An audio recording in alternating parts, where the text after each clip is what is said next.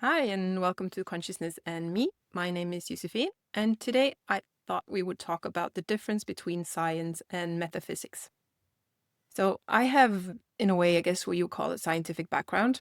I've been studying physics and mathematics and physiology and science related topics in the university, and I've also worked with scientists. Never been a scientist myself, but I've been moving about in the field, and it took me quite some time to understand that there's a difference. I think I wasn't so interested in it because I didn't really see the relevance. And I think there's a lot of confusion about the difference between them and why it matters. So let's look at it. So, what science really answers is the question of how something works. How does the universe work? Given these parameters, what do we see? If we make an experiment, if we do like this, how does the world react to that? Even if it's something simple as holding a ball in my hand and then dropping it, testing gravity. Or if it's more advanced, like they do in CERN with subatomic particle research. It's basically asking the how question. And that's all that science is ever going to answer. Because when we test something, what we get back is how it behaves. We cannot ask it what it is. We can only test it, and what we usually talk about in science is that we falsify things. So, for example, I can test something and it always behaves like in a certain way. And that doesn't prove that it will never work in a different way. But if I once have made a measurement that it works in a second way, it can work either like this, and on very rare occasions it works like this, then I falsified the fact that it always works like this. So science is a way of slowly cutting away how the world doesn't work. So we're getting closer to seeing how it actually works. But it's always the how question. Metaphysics, on the other hand, is more of a philosophy. It's meant to take in the question of what is the universe? So it answers the is question. And it's not done through experiments. So it's not a method in the sense of science. So we talk about the scientific method, so the method of finding out how. Metaphysics is a philosophy. So it's basically coming up with theories or models of how the world can work. And it relates to science because in order to have a credible or a likely metaphysical model, it has to map with how science has observed that the universe works. So if science has observed ways that contradicts your model, there's probably something wrong with the model.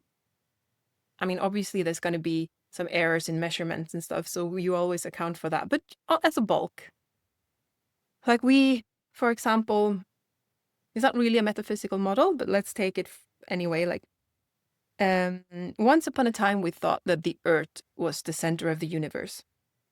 Because up until that point, that's what our observations, that times science, told us. We were at the center and the stars and the sun moved around us. But then we started making more accurate measurements and we realized that, oh, actually not. It doesn't seem like the Earth is the center of the universe. It seems like the sun is the center of the universe and we spin around it. And then we've evolved since then. So in that sense, it's a model that has adapted according to what we see with science. And the same is true for a metaphysical model, which is the universal, how the universe works, how the bigger, all of it fits in. And that's meant to keep evolving as science disproves our current model of reality. And the way that it's linked back in the other way, like it's hard to do science if you don't have anything to start with. That's like, how would you call it? The common sense. For example, that for a very long time, we thought that us observing an experiment has no impact on the experiment. So that's like, we all assumed, we kind of agreed that that meant, actually, I don't think we even knew we made that assumption. But we thought that observing an experiment makes no difference to it.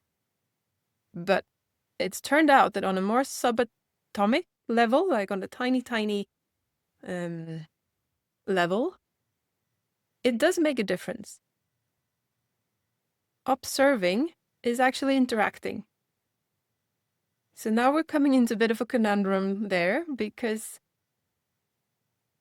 now we have to observe something and always take into consideration that that is also a way of interfering with what we're measuring.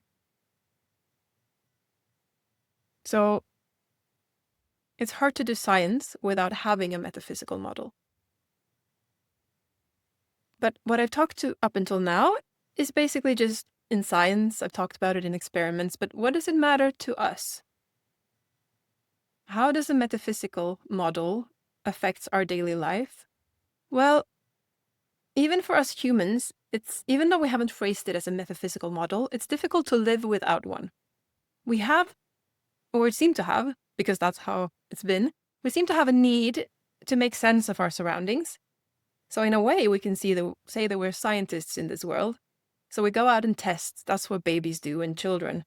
Well, adults as well, but to a bit lesser extent. But definitely toddlers. And then we build up this whole world we live in by the time we reach adulthood. And we think that that is the actual world, or that that's the truth. We think we've come to the conclusion of the truth. But it's actually just our metaphysical model. So when our observations about the world alters, it's likely that this model alters as well. So the metaphysical model that's predominating the Western societies and has done for over 100 years is materialism or physicalism, and not materialism as in consumerism, but materialism as in a scientific way. We think that there is something called matter, and it makes up all the physical objects in the universe, including our own bodies.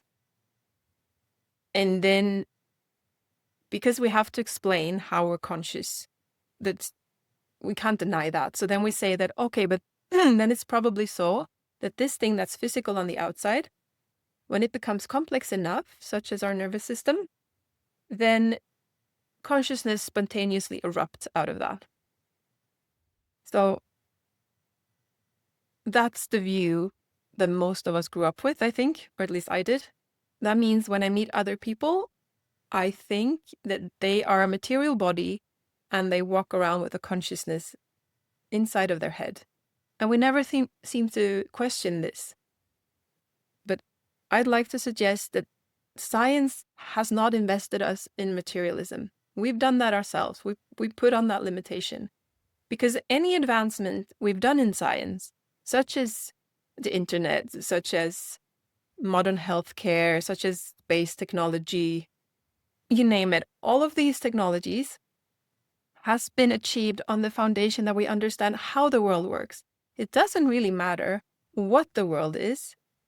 So why did I want to say this? Well, it is to debunk the notion that the technological advancements we've done is not because it's not a tribute to materialism. It's a tribute to science, and they're different because materialism is a metaphysical model. Science is a method, regardless of which metaphysical model we use. It is also so that if I hold on to a metaphysical model that says that nothing survives death, it's just the end, and my inner world is completely separate from this lifeless universe, and what happens inside of your inner world and everyone else's inner world is completely disconnected from me. It becomes a very different world I walk around in compared to if I choose another metaphysical model. So decoupling metaphysics from science is not at all a small thing. It's not a far-fetched thing that's only for people who's aiming for the Nobel Prize. It's not. It's very much alive in our society, in our own lives, in our own relationships, in the way we view ourselves.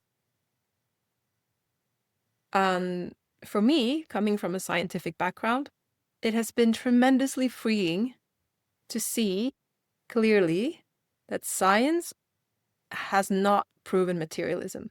And we don't need to back away from any advancements we made in science to throw that out the window. That's the exciting part as well. Metaphysical models will most likely never tell us the ultimate truth. They're meant to evolve. The more we learn through science, metaphysical models are meant to dwarf. How do you say it? Like change. They're meant to change. They're not meant to stay the same. And materialism might actually be past its own due date. I can speak about this forever. I love this topic. And I noticed that I've even forgotten what I spoke about. I'm trying to think back, and I hope that I've held a red thread. Maybe advocated for some curiosity to dive deeper into this subject. And I would love to hear about your thoughts on this, any questions you have. So please do write your comments in the section below. And don't forget to like the video if you enjoyed it, and hit subscribe if you want more content like this. You're listening to Consciousness and Me, and my name is Josephine. See you next time.